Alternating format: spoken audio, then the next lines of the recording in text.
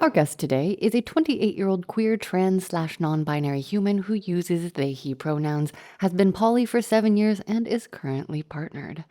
They are into pegging, sensuality, and have been collecting so many excellent updates for us. A bartender, Shakespearean actor, and an OG past guest of this podcast who you can listen to firstly in episode 19, The Fantasy Chamber, and an update a couple years ago on the episode Phantom Dick Orgasms and the Long Road to Lesbos from September 2022. Welcome back, my sweet friend Zoo. Hello. I'm so excited to be here. I'm so excited. The list of updates that you wrote out for me is fantastic. Do you want to give like an overview or do you want to dive into specifics? Like what has changed since 2022? Yeah, since 2022, last we talked, I was recording in a closet in New York on a road trip. I had just moved out of Vermont. So since then, I've been back in LA for about 2.5 years and have in that time gotten married. um, and, had some lovely little sexual experiences with my partner when we were first meeting. I've been trying to reconnect to my slutty roots, and it's been easier said than done. Okay. And yeah, it's been a wild couple of years. Okay, so let's dive in. Can you please tell us about this week-long conference that included some hookups and well, I'll let you give the very exciting details. Yeah, so in 2023, I did a bartender conference and met this guy who is now my husband. Um, and we were immediately like, ooh, there's something here. Night two of the conference, we ended up making out in the hallway, super drunk at like 3 in the morning. And we're like, oh, that was fun. And then I thought nothing would come of it. And then we proceeded to have our days, do whatever, like working this conference, hanging out in New Orleans. And then every day we'd get back to the hotel at 2, 3, 4 in the morning, and we'd be like either not get off the elevator when we were supposed to, or just like send a text when we both got back to our rooms if we had been sharing the elevator with other people. And then the conference was very strict. We were not allowed to have people over into our hotel rooms. We could only have like Oh, our assigned roommates.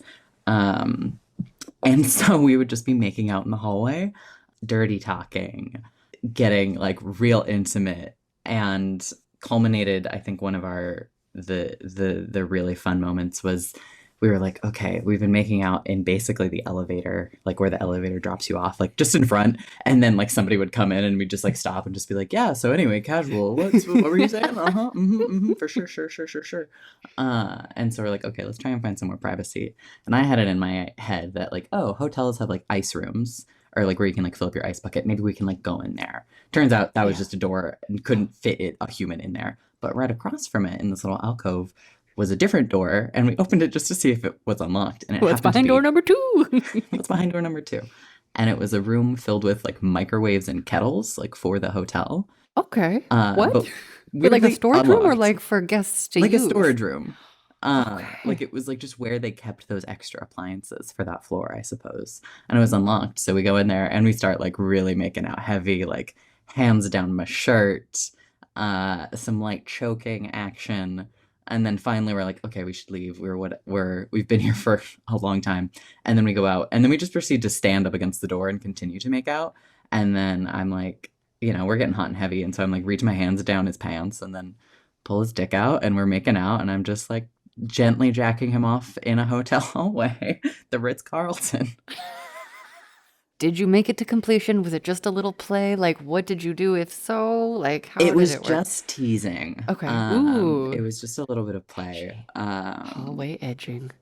Yeah, just a little hallway edging and just getting him riled up. And we were just talking like, oh, like we're doing this big thing tomorrow. Nobody's gonna be in the rooms, so we should come back and like be secret and like be sneaky. And so we do that the next day. He like gives me his hotel key and I use it and I like come in and we proceed to just have like oral sex and have a great time, and then we start falling asleep. And we can't fall asleep because if anybody comes in the room, we're gonna be in big trouble. We're also Okay. naked. And then we start to fall asleep and he like does this tiny little snore and I'm like, okay, we gotta get up. We gotta go. We gotta get out of here. And so like we had just been hanging out with all of our like friends from this conference. And then it's like 11:30 at night that doesn't mean anything in New Orleans. Mhm. Time has no meaning. And so we're like, okay, we got to go out and make an appearance so that people don't realize what we've been doing. It has to be a secret. And so we like get dressed super fast and then like run to this event that's happening and are there for like the last like 15 minutes that it's happening. So we just like run around trying to get as many like pictures and merch and like candy as possible as like proof that Yeah, we yeah, were yeah. like, and everybody's like, oh, where'd you guys get up to? And we're like, oh, we just separately happened to take a nap and like, you know, time got away. Oh, and then we're like, oh, well, we're both out. We might as well just go together. It's fine. And then the next night is the last night of the conference. And both of our roommates have gone home early. We're all wrapped up. They're both gone. And so I'm like, okay, tonight's the night we're going to bone. Because this is happening in New Orleans. I live in LA. He lives in Vancouver, Canada. And we're like, we never know when this opportunity is going to happen again. And so he comes over and we proceed to have sex in this hotel room Mm. for the first time. And you know, again, it's 3 in the morning. We had been out with all of our friends, and finally, I was like, okay, we should probably go now. Trying to get him from the bar, and people are like, oh my god, it's been so good to meet you. We love everybody so much. Such like lovely, good, happy feelings. And I'm like, no, we gotta go so we can go bang. Yeah. Um, Come on. and then so yeah, we get back to the hotel, and have sex and are like all this like sexual tension and like romance and like drama of like, oh, we've been teasing and edging and making out in hallways and doing all this stuff and like, oh god, what are we gonna do? And then it like happens and we're like, oh my god. And then we finish and we're just like looking into each other's eyes and we're like, this is perhaps more than both of us have bargained for. Really? Okay, because I was gonna say this becomes the person that you marry. Like, what did that initial spark feel like? It was just like this immediate connection to this person Mm. of like, I'm interested in you and I don't really know why. I'm intrigued. And we just happened to like match each other's like freak, I guess. And like even when we weren't like making out or whatever, we'd be like hanging out all night after this conference and we were the most social people ended up being, which is very strange because both of us are like kind of introverted. But Okay. in Whoa. this particular situation, we both like fed off of each other and were able to like encourage this extroversion and this socialness. And, you know, we were always the ones like closing down the bars and like hanging out every single night. And then he ended up booking a plane ticket to come and see me in LA. Like we left on a Saturday and he booked it on Sunday to like come Mm. see me like the next month. So it was like this very immediate thing. And even like we had sex and he has a little bit of sexual anxiety. And there was this moment where I was like, we can't, I'm not gonna let you be anxious right now, basically. I was like, I need to get laid. And so I was like, okay, you're having a hard time right now. I'm just gonna put on a song and we're gonna dance naked. And like Mm. that's how I'm gonna solve this problem. I'm just gonna get us out of this. And it worked really well. Like we started dancing, we're naked, and like halfway through the song, he pushes me up against a wall, we start making out, and then it's golden from there. That is so beautiful. I felt like such a superhero. I Yeah, was like, I dude. figured it out. I did it. And just like being able to get out of your head for a moment to like then reconnect and be like, okay, we're being silly. We've gotten distance from this. Now let's, you know, keep going. Yeah, yeah. That's so good. I mean, and I know because I've slept with many very anxious lovers. How does that sound? I know that everyone's anxiety presents differently and has different solves. And I also know that part of the piece of the puzzle is just being invited by a partner into a specific space, which I've experienced or received. Okay, I also just have to reflect on how funny it is that this conference was like, don't bone, like, don't go fuck each other. Please stay focused. Like, is that? And also, the beauty of humans. Most of the time, when I'm talking to people and they're telling me about funny places they've done it, it's usually because there's a rule in place of can't, whether we're like in high school and Yes. finding parks or it's like some, like, what was this conference that they're like, don't bone? They're like, please pay attention to the bartending. Like, what was that rule about? Is that Literally, normal? like the first night we had like an orientation, Yeah. and they were like, all right, everybody, remember, you have one roommate. You have one roommate. No one else is allowed to be in your room. You have one room. They said it so many times. Okay, so maybe it's like politeness to the roommate so people I don't get think like, that was part of it. Is like okay, also like the hours were crazy. Like we were starting our okay. days at like 7, 8 a.m. and then working until like 6 a.m. You're and then like, we most of want us you to being out function. until like midnight to to 3 Oh. a.m. Oh, So like damn. they were long days, and I think they wanted us to be like, focused on the work we were supposed to be doing. And we were like, we both worked very hard, and like we never missed anything. There was another person who was in the conference who did like push those rules a little bit too far and got noticed that they were pushing rules. And so like we were like, okay, we have to be really good at our jobs if like we're going to be doing this. And it worked out. Yeah. But yeah, Okay. if I think that is kind of the universal human experience, is that if someone tells you you're not allowed to have sex, you're gonna find somebody that you want to have sex with, and you're gonna figure it out. It just gets more exciting. I mean, and I am by no means a rule breaker, but when a rule is silly, it is hard for me to like want to follow it, even if I might otherwise by default. Yeah. I'm like, we're all adults. We're Let's, gonna be polite. We're not gonna like, yeah. have loud sex when there's another person sleeping 4 feet away. But, I'm gonna, make out in the hallway and push those limits as far as I can. Thinking about the security cameras, like watching you just like I rip it think out. about that sometimes. Like, I'm like, I wonder if there's a camera pointed in that area. I wonder if like there was a specific security person who just saw us making out night after night and was like, what the fuck is with these kids? Like, can they like get a room literally? We're in a hotel. Oh my But gosh, I hope we gave I them a good show. I fucking love that. I want to interview a security guard at like a slutty hotel so badly. I feel like they probably just, I mean, they're probably like inundated and maybe desensitized, but Hmm. okay. Can you tell us now about the different gender dynamics that you've experienced during your transition? Yes. So yeah, when I was first on this podcast, I was a she, her, girly girl. And then since then, I've transitioned to be more trans masculine, trans man, trans non-binary, whatever, wibbly wobbly gender. But something that I've noticed, particularly in like poly situations, is when I was a girl, it was so easy. Like Mm, I would go to this poly meetup where I would literally just like sit down and then people would just come up to me. I remember you telling me this and being like, fascinating. It just works like that. Okay.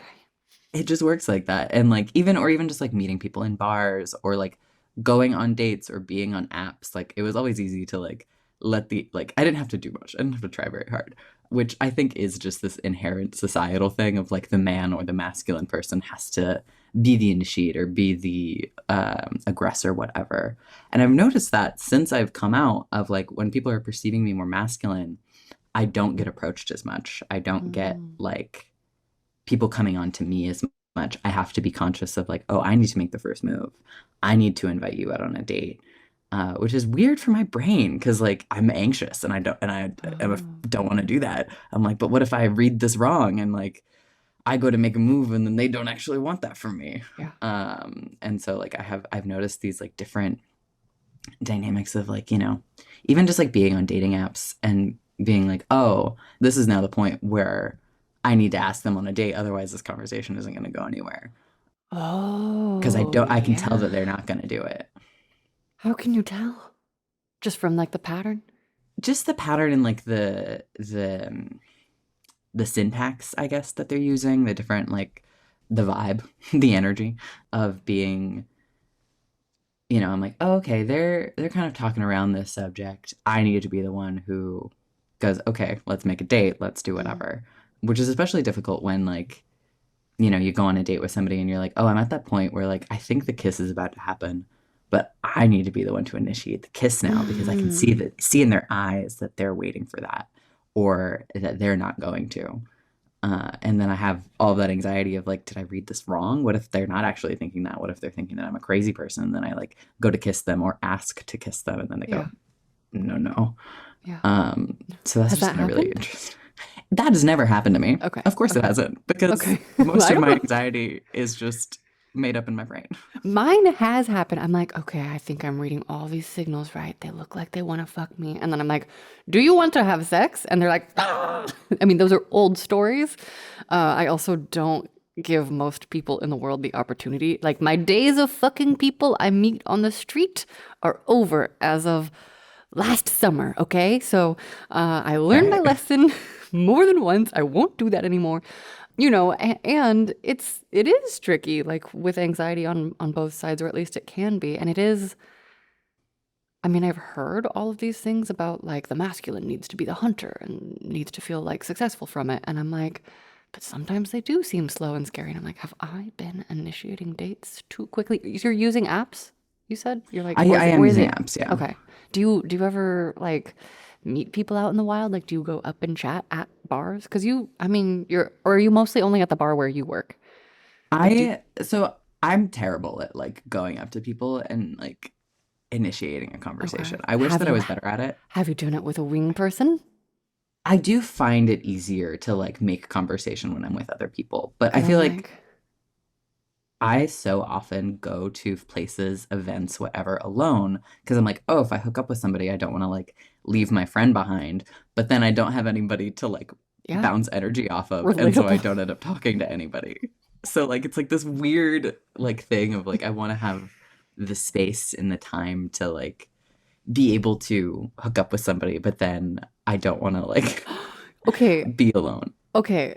Kimberly and I don't really drink or go out late, and it might be an interesting experiment if we were your wing people and just were like hanging, like for the experiment's sake, because like I have a lot of experience now small talking in bars, and like it would be going back to my decade ago early origin experience of like working with a pickup artist because that was their job, and I would shadow them sometimes, but I was like, it's so loud. But if I could like wear my earplugs and Kimberly and I were like there observing, I'm just saying, I'm noodling, okay, because that does seem fun, and I have been gathering details about how to approach people. So I don't And know. it's funny that you say that because that was something that I had a lot more success with when I lived in Vermont. I think because Oh, Vermont is a smaller pool mm, and like I would go to these like queer events or whatever, and I'd recognize most of the faces like week after week because it's, it's a small state and even smaller queer population.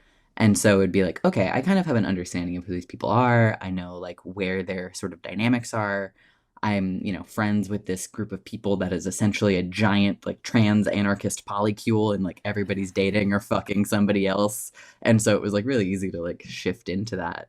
And I had a lot more success meeting people IRL mm, and like pursuing that. And that felt really good. Feels way better than like meeting people on apps. And I've been trying to find that again in LA, but I've been yeah, struggling with it because I think these events, these places are so much bigger. I think people here are also way more primed to like not want to be approached in public because it yeah, happens more often. yeah, And so like I don't want to bother somebody who's just like trying to have a drink, and I'm not great at reading like, okay, who in this bar looks like they're trying to like hook up. And I do feel like that is a thing that is not as prevalent anymore of like people going out specifically to try and hook up with somebody because there are apps and there are easier yeah. or like more direct ways to do it. But like you watch a movie from like the 90s or like the early 2000s, and like that's how people met That's how is they like do they it. Yeah. intentionally went out to bars and like talked to people. And like I wish that that was more of a still more of a thing because like I think it's way more organic to meet somebody obviously in person. And like Yeah. I feel like I tend to the people who I've met not through apps and like gotten into relationships with have ultimately been not even necessarily like better or like deeper relationships, but there's been more of a connection Hmm. right out the gate. And like, with my husband, like we met doing this like mutual thing, like through a work thing, or like, another partner I had, we met through a job, and like stuff like that of you when you know that you have like something in common with somebody from the jump that is something that is important enough to you both that you are meeting doing it. Yeah. I think that that says a lot versus being like, oh, I see on both of our Tinder profiles that we like movies Right. or whatever, like Right. Right. less of a jumping off point. Yeah, and also just the way that human beings are wired, those apps are designed to ding ding ding our dopamine bells, but it's in the Mm-hmm. app. And so then we're already quote unquote supposed to like this person when we go for the in-person part. And it's sort of like Yeah. the fun initial zing has already been like that bubble's already popped. And now it's like, I am Yeah. supposed to like you in person because the app said we liked each other, Yes. and it's oftentimes disappointing because people's textures are so different because we didn't smell them, we didn't feel them, we didn't energetically vibe with them.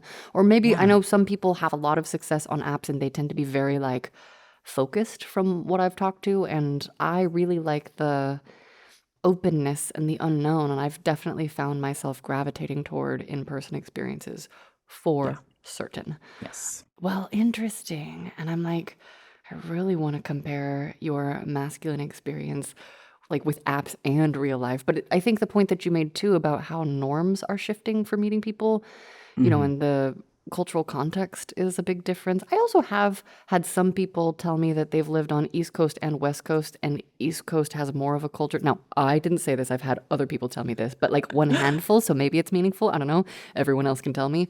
But I've heard that it's culturally more normal, at least in cities like New York, to go to a bar and just chat with people. Whereas Yeah. LA does have a little more, I don't know if it's like the car culture. I don't know if it's because so many people came here and are like, who are you? What do you do? Oh, you work in casting. Hi. Like, oh, you're a Hmm. photographer. Could you take pictures of me? I don't have any money. I'm good waiting for that. Like there Yeah. is, I've still experienced that in LA. No, I mean, I notice that even like when I visit New York, like I'll be sitting in a bar and somebody next to me will just like strike up a conversation. Yeah. And it's always lovely. Like even if it isn't like a sexual thing or like Yeah. a Yeah. romantic thing, but like people are more inclined to chat Yeah. out east, which I think is interesting. Like I do think it is that thing of LA of like everybody's kind of in their own little insular bubble and everybody's like, oh, if I start talking to this person, like what if they're secretly famous or like something and I just don't recognize them and then they're like, oh. Yeah. I get Or, that a lot at work where like I see oh, people sit down at the bar and I'm like, are you just really pretty or are you actually famous? I cannot tell sometimes. So I'll just be like looking at this person being like, do I recognize you or are you just hot? I can't tell. But yeah, I have a friend who just visited me, and they live out in Rhode Island, and we met in Vermont, and they had an opposite experience of like they're like, oh, I'm so popular on LA Twitter. There are so many queers out here. This is so much easier for me because like there isn't as much of mm. that like queer community out in like Rhode Island where they live. So that was their experience of like, oh, this pool is bigger and that's helping me because there's a pool at all, and it's not nothing or like weirdos or whatever it is. And they're like, I love LA. I want to move here, and I'm like, great, cool, let's do it. Interesting. Okay. I mean, and that just goes to show that everyone has their different ways of connecting with people. Did you say they're connecting with people on LA Twitter? Is that what you said? LA Tinder. Tinder. Uh, Oh, okay, okay. Oh, interesting. and like yeah, Tinder and Field, I think that they were using. Maybe Hinge Okay. too. I don't remember. But like they were just like on apps as we were here and like straight up like went on a date with somebody while I was at work one night. Who like they're coming back to visit me in July and they're like, all right, when I'm back in July, let's go on another date. I'm like, Mm, good for you. yeah. I could never. Wait, Um, really? I mean, I don't know. I think if I knew like I was gonna be back in a city at like a certain time, I could go on a date with somebody. But like if I'm going on dates with people in a city that I don't live in, it Mhm. is purely to hook up and then probably never talk to them again. Okay, Uh, okay. What about like having like someone in every port? I mean, I am a long-term lover, like off and on if and when it makes sense. And most of my past lovers no longer make sense, but I am open if circumstances are correct. I just don't want to, honestly, I don't want to do the work of fostering a deep, intimate connection with someone who I'm not going to deeply, intimately see regularly. that's the struggle that I have is like I love the idea of having like casual partners in like different cities and being like if I'm here, like there's a space for me, like we can meet, we can hang out, we can have a good time. But I've had trouble cultivating that partly because I think when I've tried to do that, it ends up just being in like we're in a long distance relationship, Oh, and that's not what I want.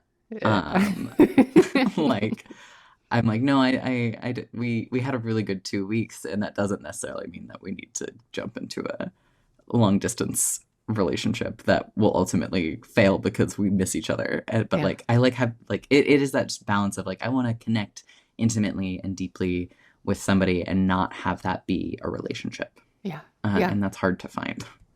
It's a very specific balance and I think requires a very specific container because sometimes even just like messaging in between, it's like small talk. I don't know. Let's just catch up deeply when we see each other is kind of how I feel. Yeah. And I know for many people that those threads of connection are very important. So I try to balance it out again if it's meaningful. Have you found your attraction to other people shifting in your gender dynamic transition? Like, what's that part Yeah. like? Honestly, I've like I'm still very much like bisexual, queer, whatever, but like I have noticed, especially like I was on hormones for a while. I'm not currently, but Mm, I definitely have noticed a lot more attraction to masculinity mm, than I have in the past, and like am seeking out men, masculine, transmasc, whatever kind of people more. Which is interesting as somebody who like literally founded a dyke night, where I'm now like, I want to date men. Um, and like I still like, and like even my attraction to women slash gender expansive folks in whatever way is generally attracted to more like butch or masculine presenting people mm, across the gender dynamic. Like mm. whatever your parts are, whatever your like identity is, I tend to be more attracted to like masculinity and butchness and that energy. Like I'm not a particularly like I want like a very feminine girlfriend or something like that. Like I think Yeah, those women are beautiful, yeah, yeah. but they're not necessarily my type, which is interesting and it's not always been the case. Okay. Like I've always really liked butch women, butch people, whatever. Yeah. And since coming out, I've been way more attracted to like that masculine kind of energy.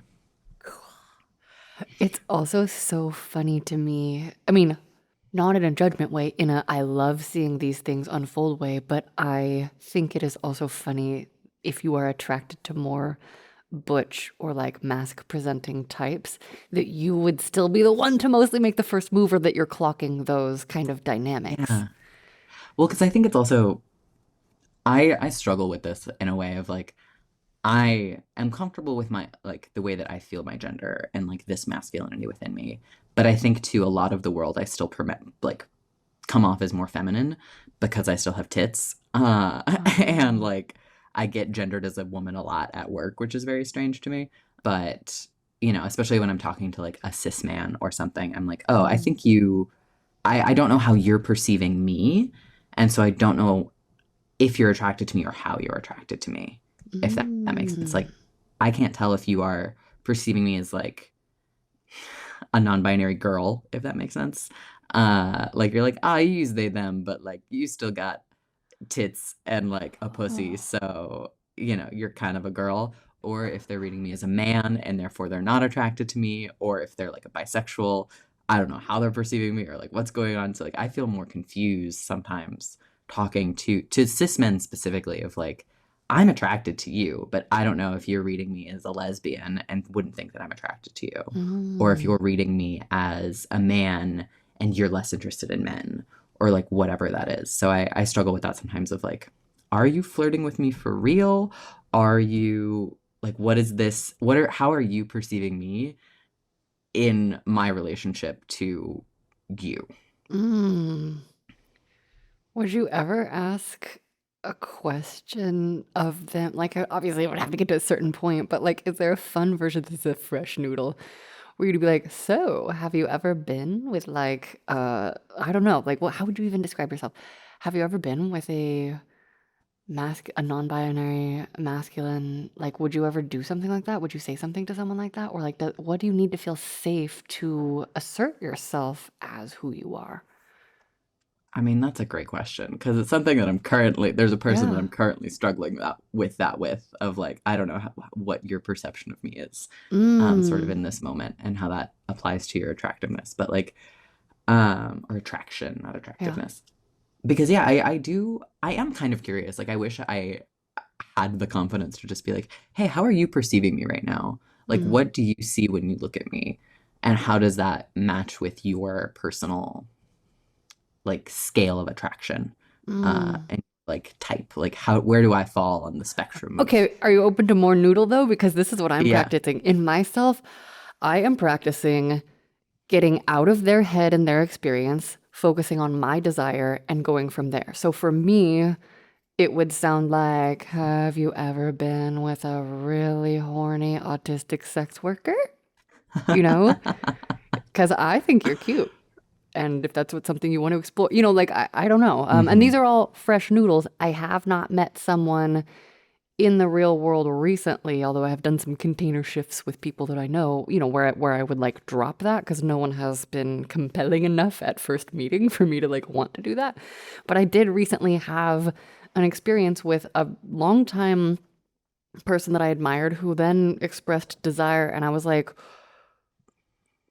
thought you were monogamous.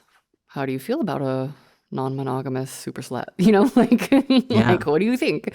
You know, and so that led to something, and then of course you can never really trust because they don't know. People don't know. So I don't know. I would just be curious to hear on the next update if you come from your desire and worry less about how they're perceiving. And because sometimes I think also people just need to be told because they might not know, you know, they might not Yeah. be thinking.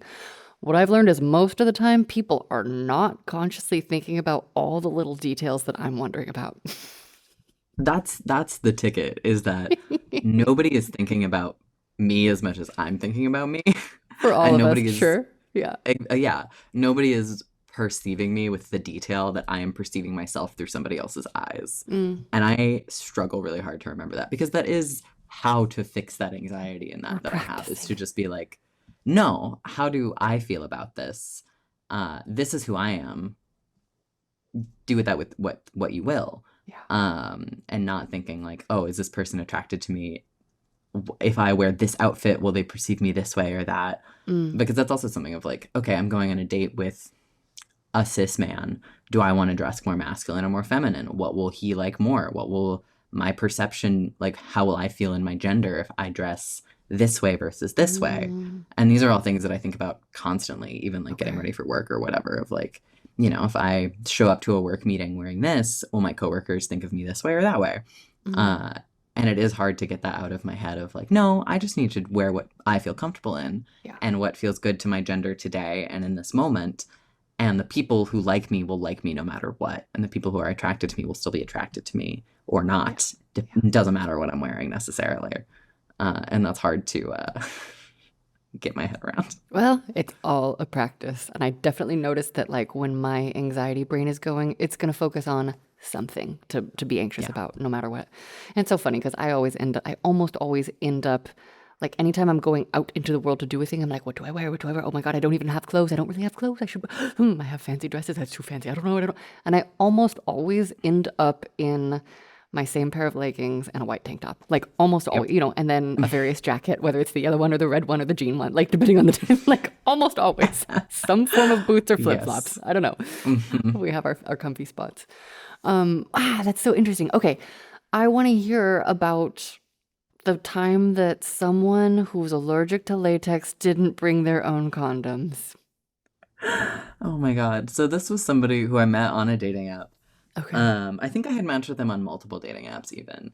And they were a trans non-binary person. And the first date, we like went back to their place and we had kind of been talking about, they were like, oh, I'm interested in starting to create like OnlyFans content. Mm. And I was like, you know, that's something I've been thinking about. Let's talk more about this. Ooh. Um, and so like we ended up going back to their place. We like show each other porn that we like and like would like to emulate in an ideal world or whatever. And we hook up, and mostly it's like oral, hands, whatever. And there's like a brief moment of penetration where they don't use a condom, and I'm like, I don't love that. I just met you. We didn't talk about safety or anything. Oh. And like I have an IUD, like it's fine, but like we didn't talk about our last tests or anything like that. Yeah. But it didn't last very long, because like they had difficulty maintaining an erection. And so they were probably only inside of me for 30 seconds, maybe a minute. And then we decide to film something at my house one day before work. And they come over and I've like, you know, cleaned my room. I've like got my light out. And then we start like hooking up and I'm like, I actually don't like this person. The feelings are not feeling good. And I had like made a list beforehand of like stuff to talk about. And like we didn't end up talking about anything. And then, you know, we start to have penetrative sex or whatever. All of this is on camera, by the way. Oh my God. And then I go, hey, you know what? I'd actually like to use a condom. And then they like stop and they kind of look at me like I'm crazy. And they're like, okay, well, first, I'm allergic to latex and I didn't bring any of my like non latex condoms. And I'm like, okay, that's like crazy to me that you have this allergy. You didn't talk about this and you didn't bring condoms to an event, to a date where you knew you would be having sex. Yeah. That's a little bit weird for me. And then they go on to say that wearing condoms also gives them dysphoria, which is valid and fair. Whatever, I'm not gonna, whatever. And then they're like, well, but you know, I always, you know, talk about I always check with my partners, like when we've been tested, and like I talk about this with blah blah blah, and I'm having sex with this one other person right now, and we're also not using a condom, but like I know that I was tested recently and they were tested recently, and I was like, so I know that you're lying to me because you did not ask me those questions. Yeah. Um, like you straight up are lying to my face. And so I'm like, okay, well, cool. Like maybe we can just like make out or whatever. And then I get really uncomfortable and I'm like, and the mood kind of shifts and I'm like, oh, I just remembered like I need to meal prep. And I like kick them out of my house basically. Good for you. And they got like kind of annoyed with me because they That's okay. had to drive a while. They're like, but I drove all the way here. Are you sure you don't want to like watch a movie or like whatever? And I'm like, no, Good I'm for okay. you. I gotta get ready for work. I'll text you. And then they go, will you? Because you're kind of bad at texting. And I'm like, okay, You're like, I I'll will, text I you if I feel promise. like it. And then they leave, and then they like text me the next day. They're like, I was looking through the footage, and there's like still stuff like I could use, so like I'll give you a cut or whatever. And I'm like, use whatever you want. I don't really care. I don't want to see you again. Bye. And then I Good for blocked you. them. And Good for then you. like 2 days later, I'm like, I'm really itchy. That's weird. And then like I look up the symptoms and I'm like, this motherfucker in literally like 30 seconds of being inside me unprotected gave me a goddamn yeast infection. I'd never had one before. I didn't know Oh, what it felt like. And I was yeah. like, and I had coming up like a date with somebody like a partner who I Yeah. very much loved and had not been able to be intimate with for a while. And I was pissed that I wouldn't be able to have sex with them because I had a fucking yeast infection because this person didn't use a condom frequently and didn't wash their fucking dick. Mm. And I'm Mm. still very pissed at them. And like that was like Man. the least comfortable sexual experience I'd had in many years. To the Yeah. point where like after they left, I called Kimberly and I called like another friend of mine to be like, I just had this experience and I feel really gross about it and really Yeah. weird. And Yeah. what the fuck? So Totally valid. And I also, this is not scientific. Let me preface this, everyone, anyone listening, not at all scientific, handful of anecdotal data. And because so many friends tell me when they get yeast infections,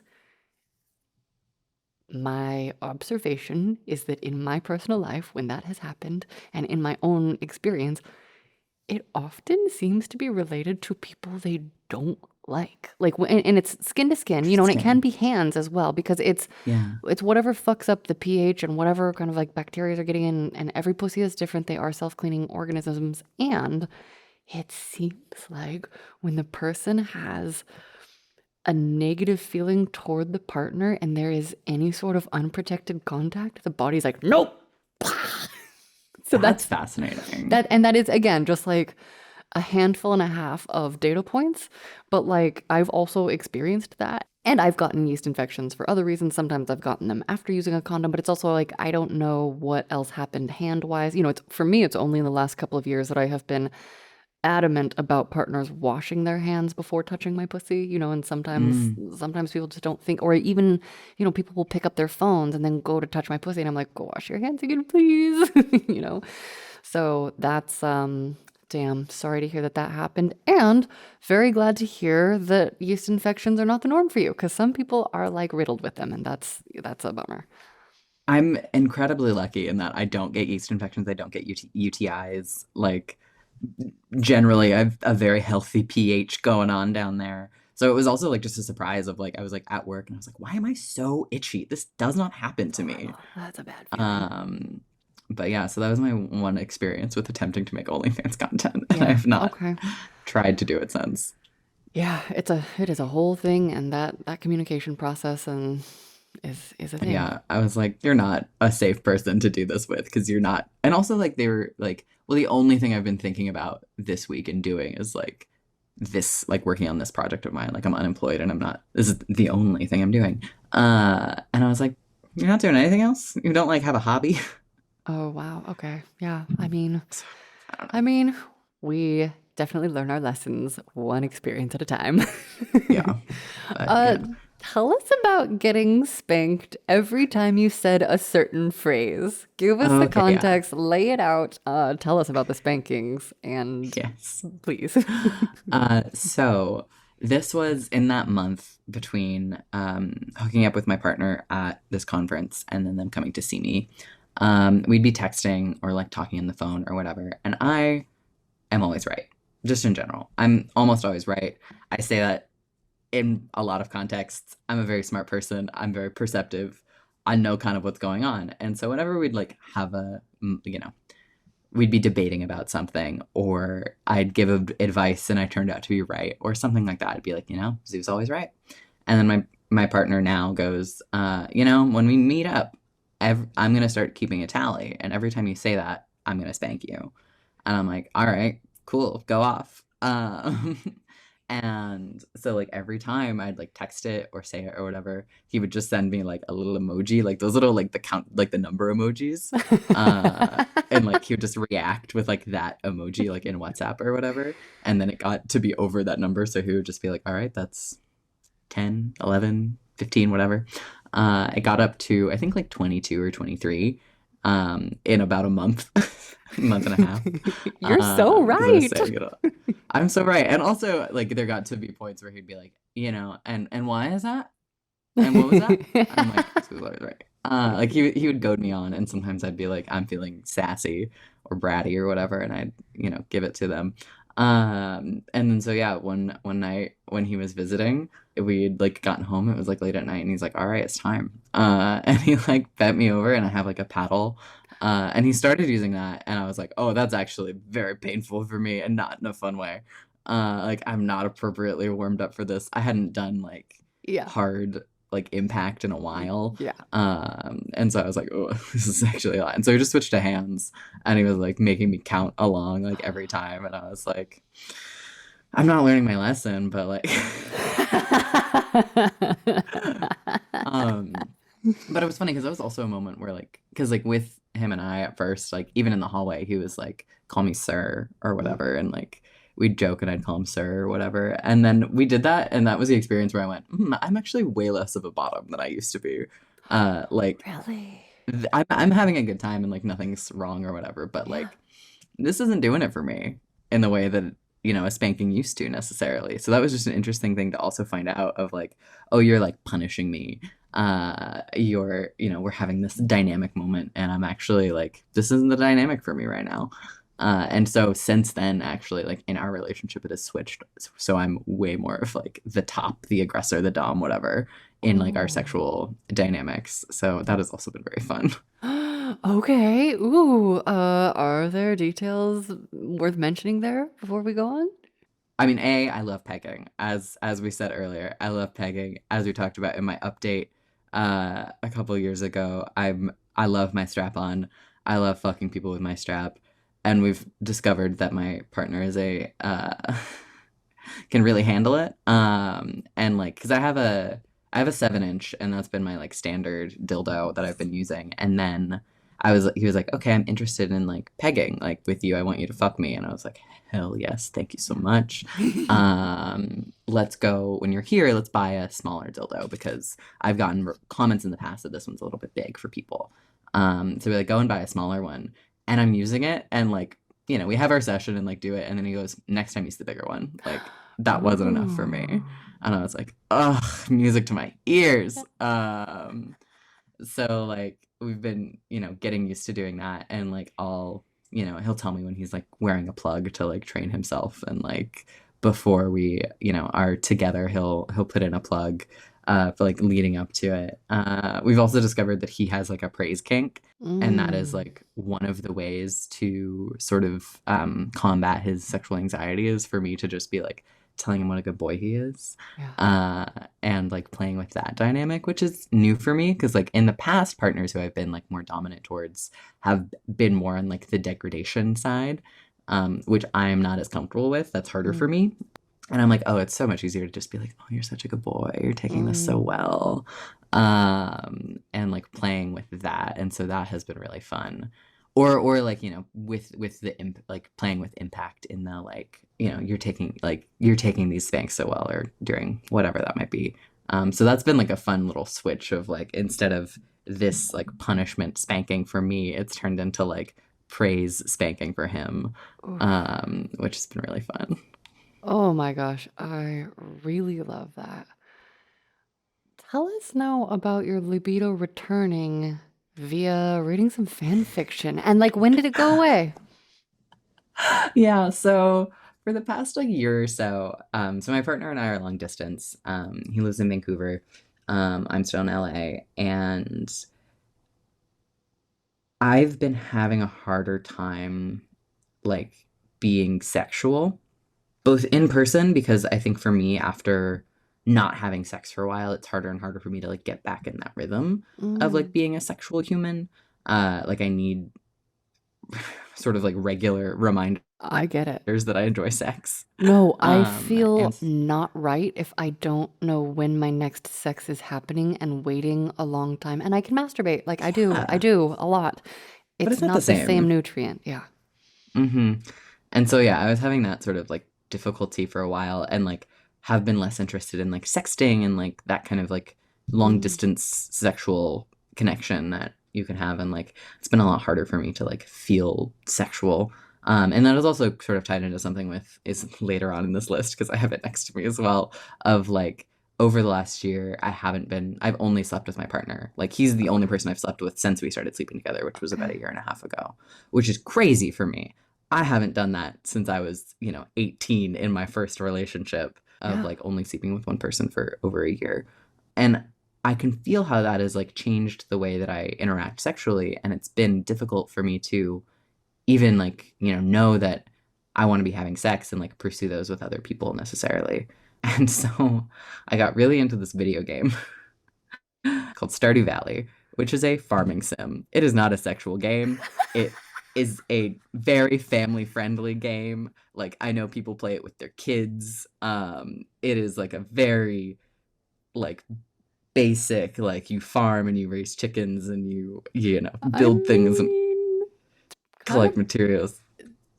I it's a mean, little bit like there's something about homesteading, family, like I mean, and I think a lot of us it's are so in screens that we're like 3D world, classic hard work. I don't know, it makes me feel in touch with my human body. I've been hearing exactly. inklings of I that.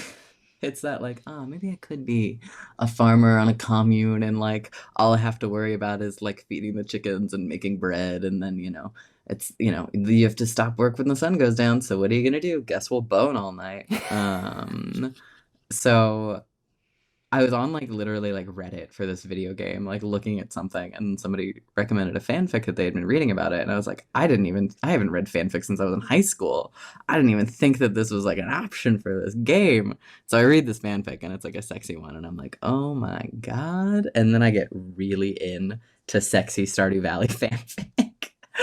And it's like so divorced from the actual like content of the game, Okay. and uh it takes these characters who have specifically I've been reading one about a character in game who's like an alcoholic and Okay. like kind of a dick, and it's like all of these like farmers being like, he's so prickly and stony and like mean. Oh, and then he's also like mean in bed, and then it's like this really intense like domination, like sexual experiences, like in a barn, I was gonna say, or is what? there a hayloft? Okay, barn's There's good. there's a hayloft, and like reading those and like getting, and also like they're fairly like the ones that I read were like fairly well written, so I was like, also a compelling story, and like getting into those. I started like masturbating again for the first time in like 6 months at the time, where like I just hadn't really felt any libido at all and like just very disconnected from my body.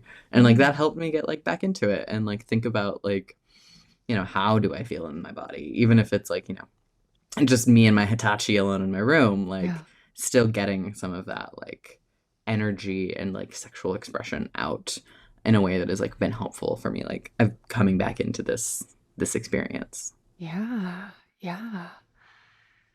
I would love to thread to anything else you have to say connected with your like mental health when it comes to being less slutty, and kind of like where you're Yeah. at with that.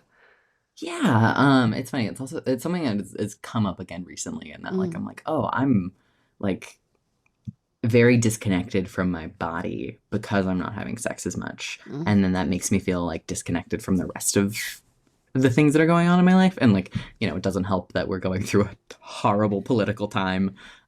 Everything is a And lot right now. everything's a lot right now.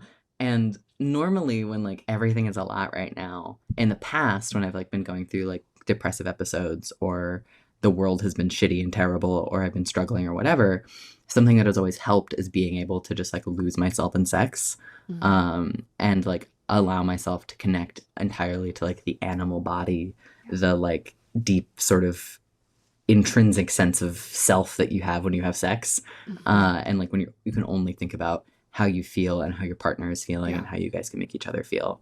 And like that has always been something that has like helped me out of depression, that has like given me a light spot to sort of like focus on when I'm, feeling this way. And not having access to that, being in a long distance relationship, with somebody who has some sexual anxiety. So even when we're together, sometimes like having sex is difficult and it's not Mm. like, doesn't get quite where we both want it to be sometimes. And then because I haven't had sex in a long time, I'm not feeling particularly sexual. So it's hard to like try and pursue that in other avenues. And so it is just this like self-feeding, perpetuating Yeah. cycle. And it's made me realize that like being polyamorous is actually very important to my identity and like very intrinsic to who I am. And that I don't feel quite as fulfilled, quite as myself when I'm not living that lifestyle, which is funny because I remember hearing like in the past people being like, oh yeah, poly is an orientation or whatever. And I'm like, still don't necessarily know if I consider poly like a sexual orientation. Mm. I don't think it quite falls in the same way, but I think that it is a very important part of how I experience the world, like sexually and romantically. And for whatever reason, like having difficulty, and it's not even that like it hasn't been an option for me. Like my relationship is not closed. Like I'm still a polyamorous person. My partner has slept with other people in the time that we've been together, but Yeah. like I've just had a more difficult time with it for some reason, and I've really felt that Yeah. over the past like year or so, and it's been very strange. And I'm trying right now to like I've re-downloaded the apps and I've been like Okay. trying to swipe and like trying to pursue these like IRL like crushes and sort of feelings that I have. So, trying to figure that out, but it's hard. And like once you get into that, like I'm feeling like down and sad about myself, it's hard to like be like, ah yeah, but let's, be super intimate and vulnerable in this way. Yeah, it's a big practice. I also imagine what you were saying earlier about the kind of like shift in your own personal norms when it comes to relationship dynamics is Hmm. another kind of new hurdle, I guess, not hurdle, but like a new thing to practice as you are relating to and connecting with new people.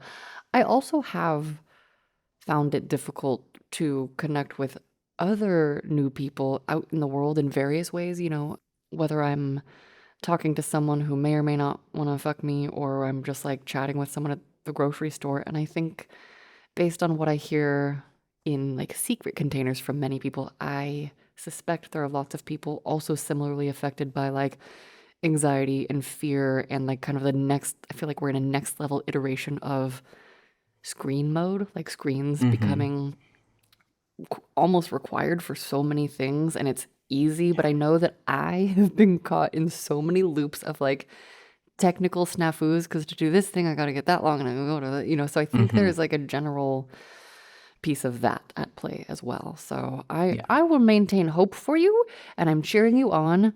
And I also would love to hear a little bit about what you were talking about having a partner who has sex related anxiety and how that triggers your sex anxiety and like if that is also at play here. Totally, yeah. So my own personal sex anxiety is like tied to having like trauma in my past and having difficulty sometimes feeling like a sexual being, or feeling too much like a sexual being, Mm, in a way that does not feel good, mm, if that makes sense. In terms of like not even like feeling objectified, but just like the sexual part of myself is not myself sometimes if the anxiety is oh, happening, where like the sex disconnects me from my body in a way where I'm like, that's a separate thing happening and my mind is a separate thing. And then when those are not connected, it's a bad time. It doesn't feel yeah. good. It feels scary and triggering, and like I go into like I disassociate, and that's Mm, not fun.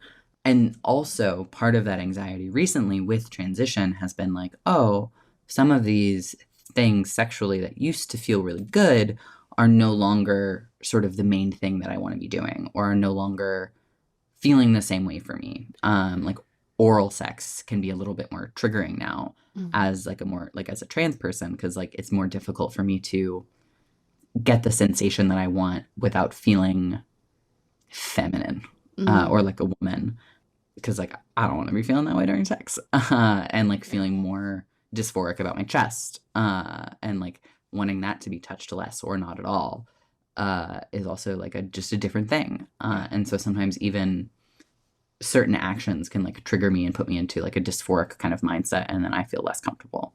Whereas like my partner has different sexual trauma and specifically has like difficulty maintaining erection Mhm, sometimes. mhm. And like penetration can be a lot more difficult for him. And right now, penetration is the thing that feels really good for me. Mm. And like that's the best, not the best, but like the most comfortable way I have of having sex as like the receiver. And so that has been an interesting thing of like the thing that is hardest for him feels best for my anxiety and like he very much wants to just like pleasure me, but that's been more difficult for me to accept. Mm. So it's this like weird disconnect and like clash of these anxieties and like we've only realized this recently that like our anxieties and like triggers can sort of trigger each other. Loop. Yeah. um Yeah. and so like finding out that that loop is there and like trying to figure out ways to Oh, break it has been weird and difficult and like is also part of that thing of like I feel like less of a sexual being because I'm having less connected, fulfilling, orgasm ending kind of sex. yeah. And like obviously like orgasm completion is not like the goal of sex is not, you know, what you're trying to do every time necessarily, but you know, when you both kind of end in like a we couldn't quite get there and we're kind of frustrated in It's like a like a way that doesn't feel feeling great. of Yeah. failure, even though it's not. Yeah. Like, yeah. Yeah, it's Exactly. like we Yeah. don't necessarily, I don't need to get to orgasm every time, but also if I never can, then I build a story of never, even though that's not true. It's like if Exactly. it starts Yeah. to feel that way, then I get scared, and then my anxiety, and then the anxiety loop builds. Yeah. Exactly. And so we've been trying to figure out ways to sort of navigate that. And I think part of that is like, you know, just fucking them up the butt sometimes. Yeah, And like, because that feels good for both of us and we both have a good time with that. That just like, it requires more planning and more like prep. And yeah, like, you have to be more conscious of like what you're eating during the day, totally. which is sometimes hard, especially because like a lot of times when we're seeing each other, we are moving around a lot. We're like going out and we're drinking and we're going to restaurants and we have plans and events. And so you know, it's harder to have that sort of more spontaneity Mm, with anal sometimes, I think, particularly like if you're not if you haven't been having it for a while. yeah. And then also this like new sort of discovery of this like praise and also like I forgot to mention this earlier, but also discovering with him that he has like a pressure kind of kink Oh, yeah. um that has been like fun to discover and like I've also been feeling sort of less kinky in the way that like I think a lot of people are looking for kink, but finding the like the kinks that feel good and are easier for me to execute and I don't necessarily have to be in like a dom headspace to do. Yeah, Like it's easy to like as I'm riding him be like, all right, I'm gonna put all my pressure on your chest or yeah, yeah. whatever with my hands and like you know, dirty talk and call you a good boy. And like finding out those sort of like tricks and ways to get out of this like mindset of like sex is you know, penis and vagina. And like obviously we Right. both know that because we're both queer and we both know that sex is not just like penis and vagina missionary whatever. Yeah. But it is still like that little like caveman part of our brain sometimes that is like, no, if it's not happening this way, then it's like weird or bad or, you know, and so like struggling with all of these different like emotional, mental, societal sort of factors and like Yeah. finding the ways to like still find enjoyment out of that can be difficult and tricky sometimes. Totally. And it's like one little piece of connection at a time and just sitting with those like scary feelings and knowing that they will or can pass as long as it's not the only thing focused on.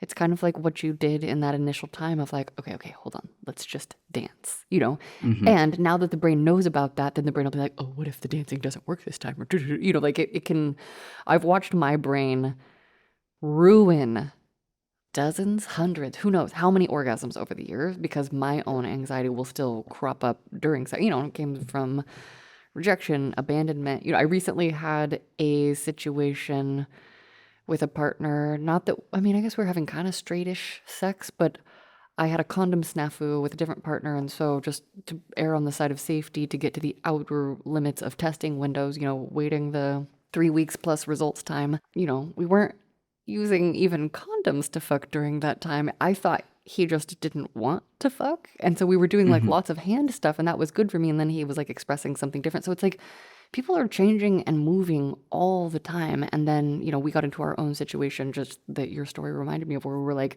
triggering each other's abandonment loop. We were kind of Hmm. in this loop where, like, I've talked about it just as, like, we're mousetrapping. We're, like, setting off each other's mousetraps, like, almost in a kind of, like, reciprocal fashion.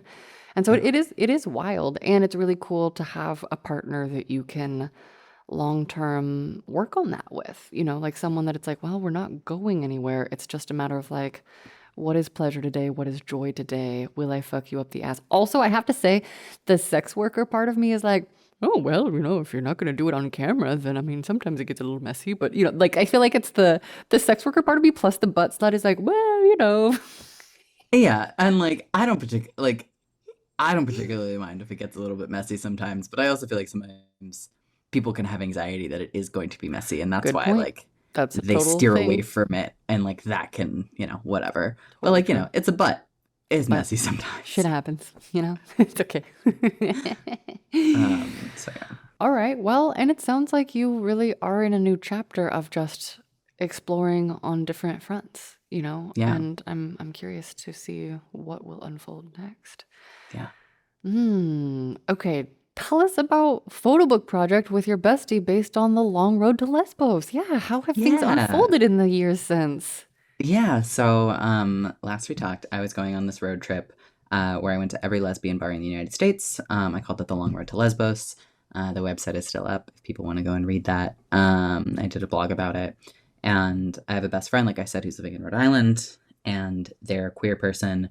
They're a photographer, and are in photo school right now. And we were talking, and they're like, "How would you feel if we if we did this again? If I did this with you?"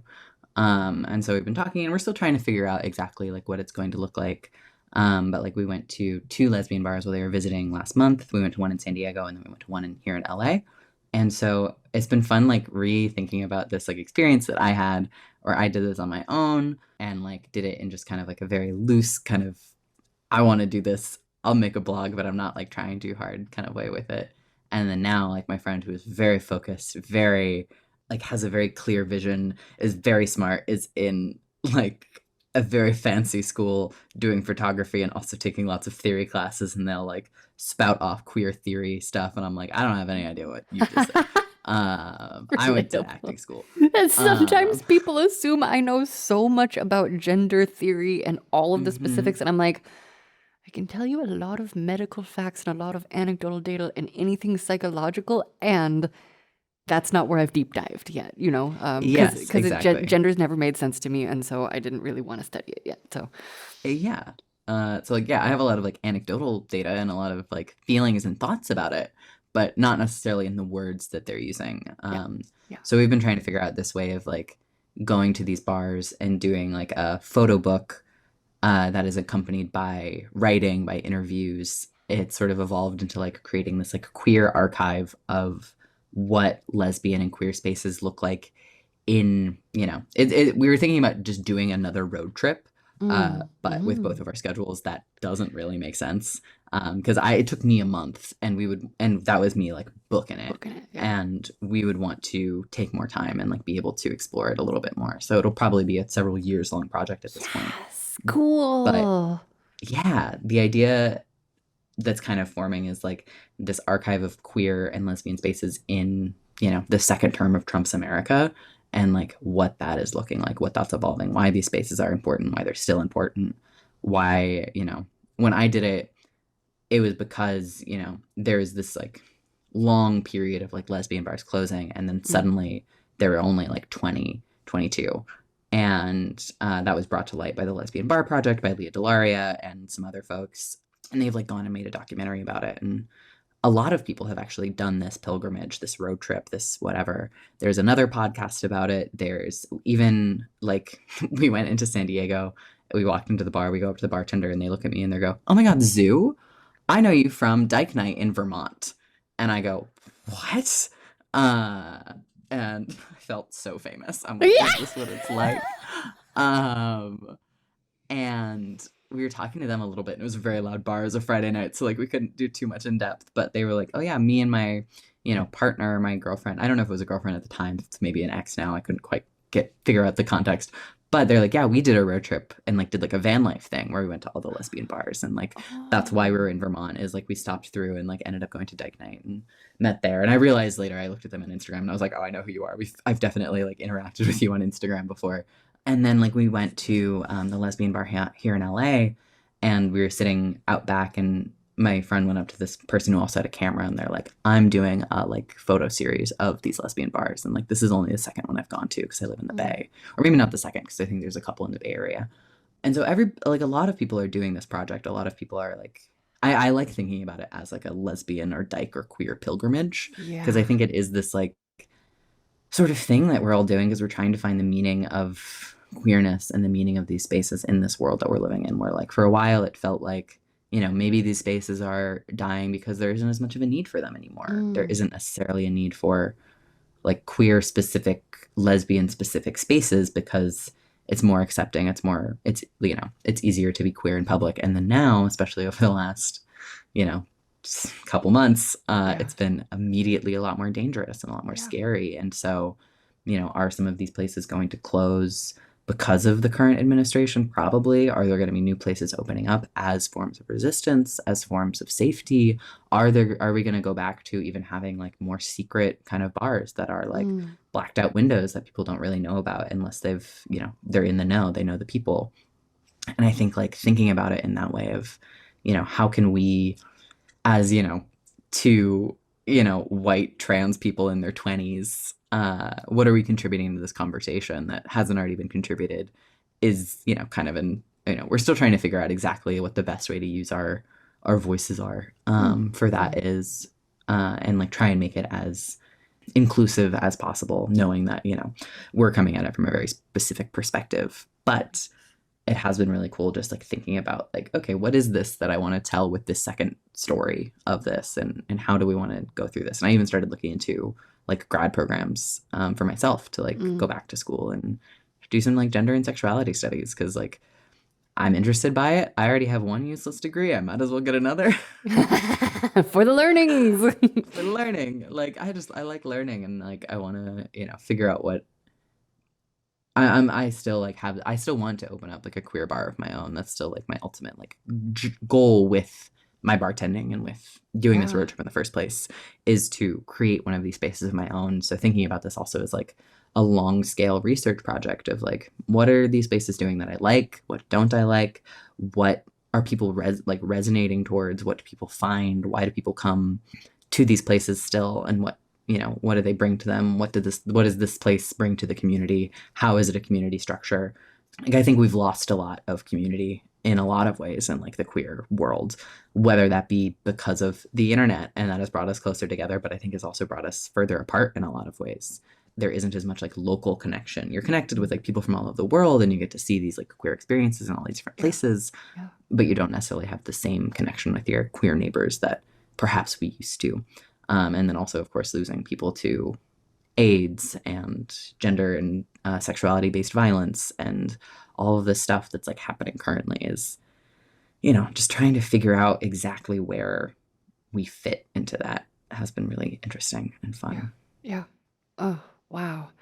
That's huge. I also always say if you follow your heart and follow your part, you'll be good to go. It's like in terms of figuring out, because I have that too. I'm like, well, I'm just like some white lady trying to talk to people about sex. And I am so utterly compelled. Like, I love hearing what people are noodling on sex wise, what they're excited by, all of it. And so I think that your excitement and your passion is always so valid, and you're so thoughtful that whatever you do, I'm curious about. Can you please have kombuchas in your bar? Because like I feel so left out of bar culture because I don't know how to go be in loud late night spaces without the like magic elixir of connection that seems to be alcohol.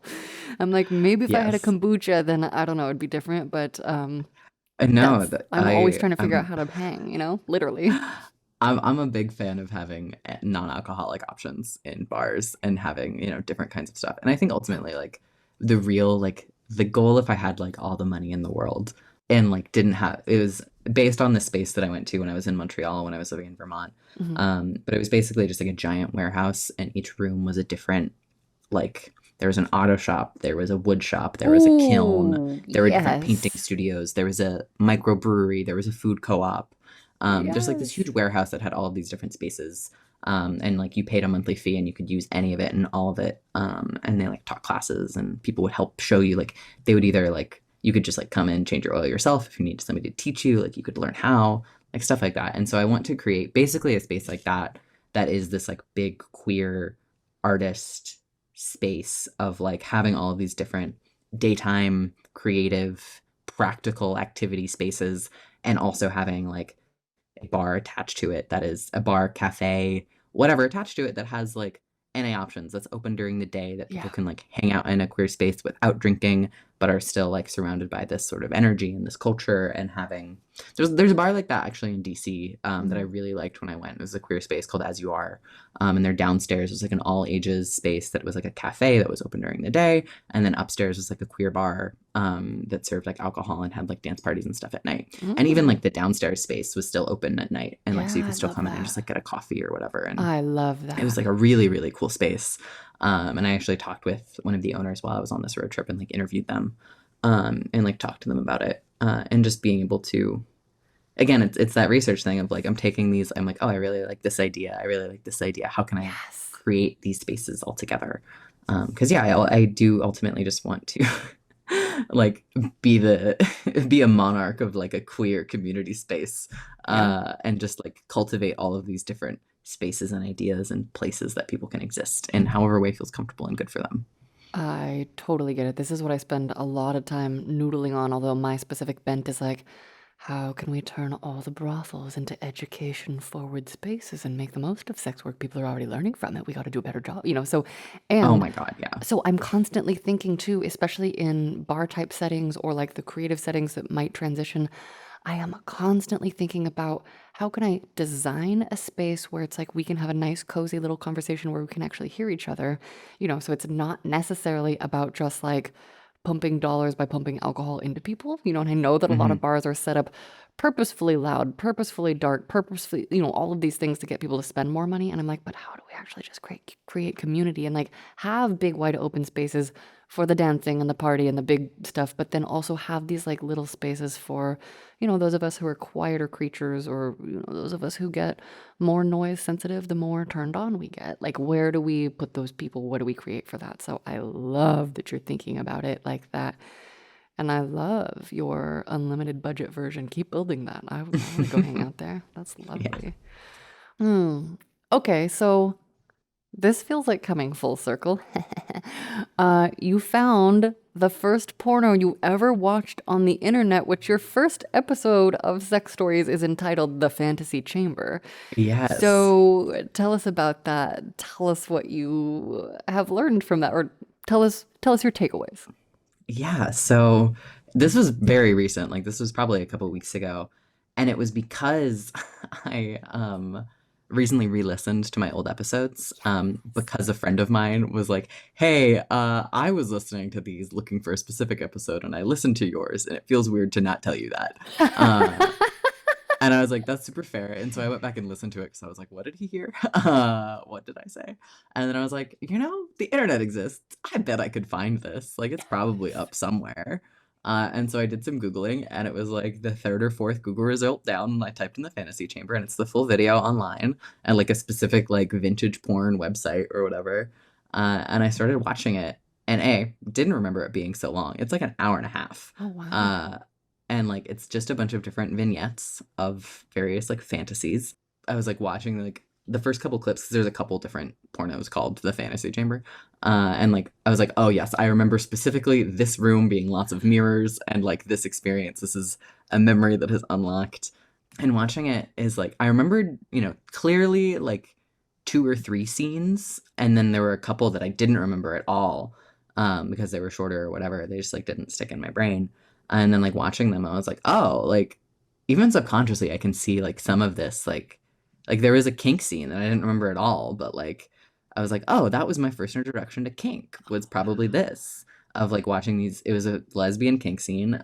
These two women in like dominatrix like clothes and like a little collar and like had a riding crop and was doing this like scene and it ends with like a pegging scene and I was like, oh, that's definitely the first time I ever saw that. Like I don't remember if we watched it all the way through, to be like really honest, because I was 11, but I probably watched at least most of it and or like fast forwarded through it or like got these little like snips and pieces.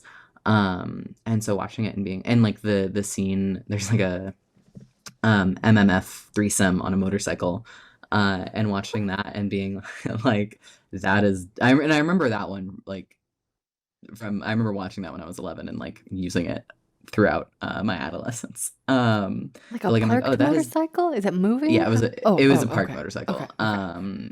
It was like two like biker bros and then like a biker chick and like they end up like fucking on the motorcycle. And I was like, oh, this is for sure where I like got the first little inklings of like being into leather and being into Mm. motorcycles and being able like even if I don't necessarily have that memory of at the time being like, oh, I'm attracted to this, this, and this, but looking back and going, oh, this is, this would have been the first time I was exposed to this. Yeah. So even if I don't have a like actual memory connected to it, like I'm sure that these little neurons in here have like fired because of this video and like watching it, I was like, no, this is still really hot. And like, it's I've been using it when I've been masturbating is like watching this. And I've realized that like I'm like, oh, honestly, like this sort of like vintage porn is in some ways fun and like better than some like modern porn that I've seen. Mm. In like they're not trying to make a story out of it. There's no like dialogue or like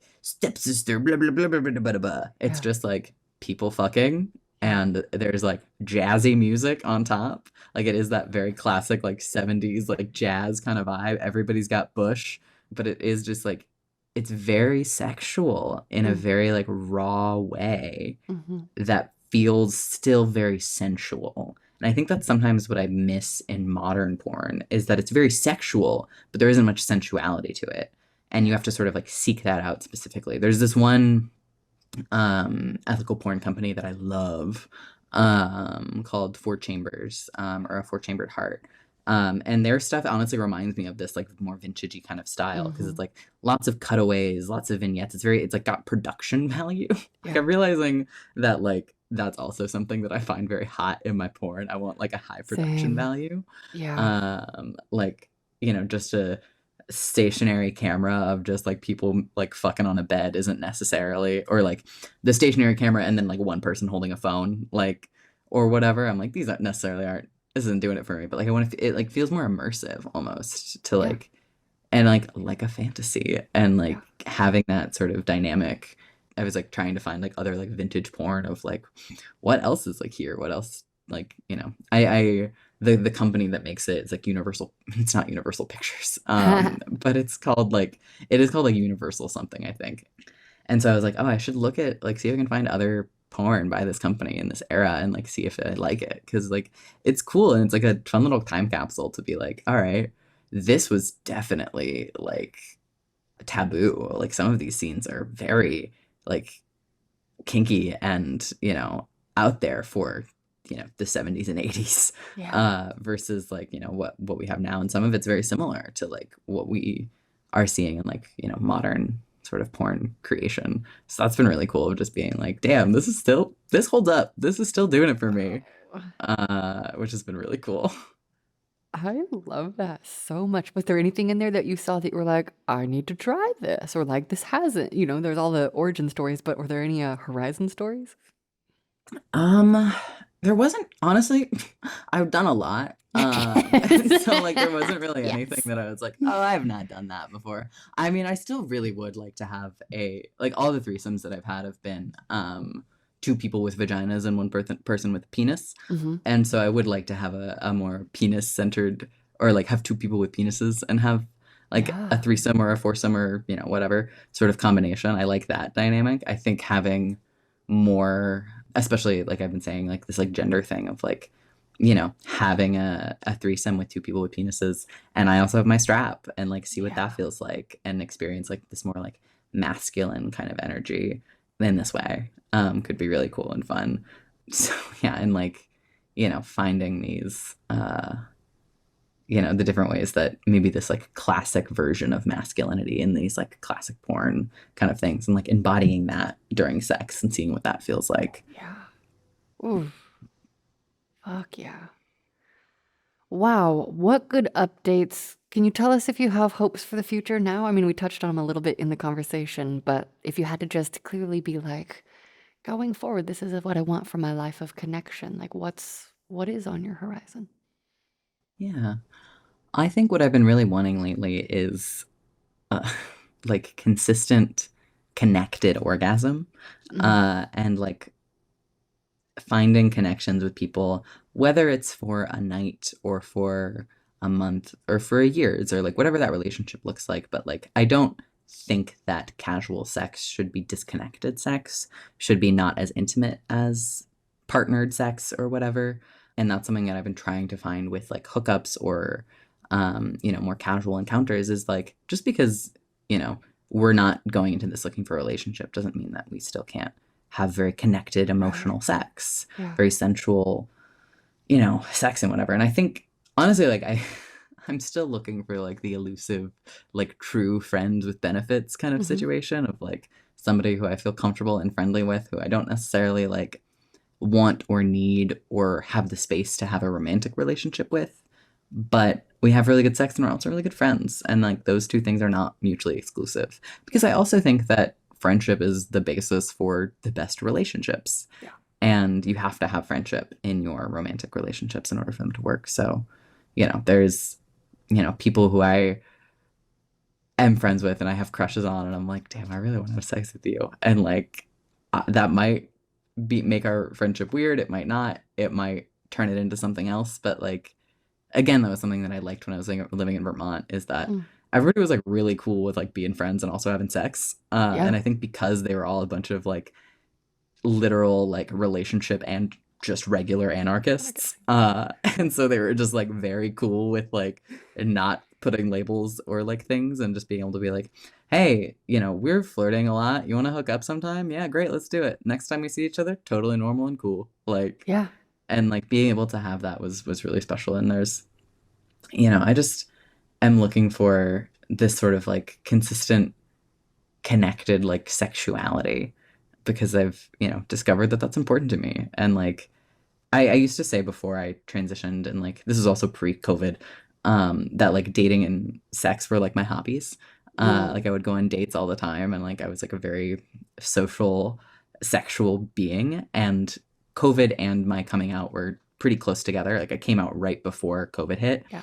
And so the last couple of years were then, or the few years after that, I suppose, because COVID was now 5 years ago Yeah. when it first hit, Whatever. um, was this like, I was discovering these like sexual things about myself while in quarantine, but not really able to explore them other than with the people who I was with, which was great because I was like in a triad. And so I was having Yeah. threesomes all through COVID.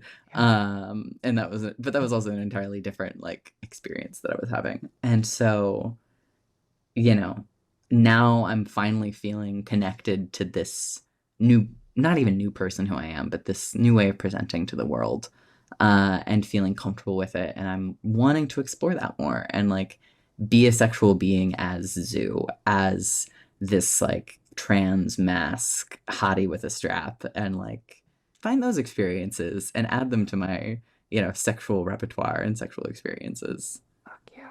Oh my gosh. Well, I'm cheering you on. I think most people who I speak with want connection in sex. I think the casual dating norms are wildly strange.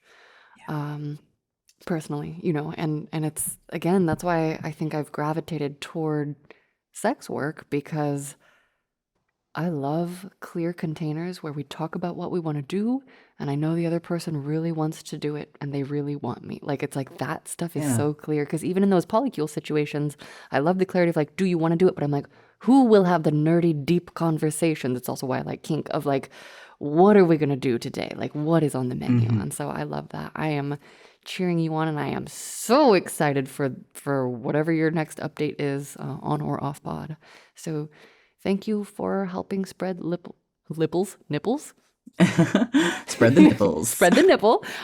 Thanks for coming on and helping us spread ripples of love. So happy to be here. It was so nice chatting with you.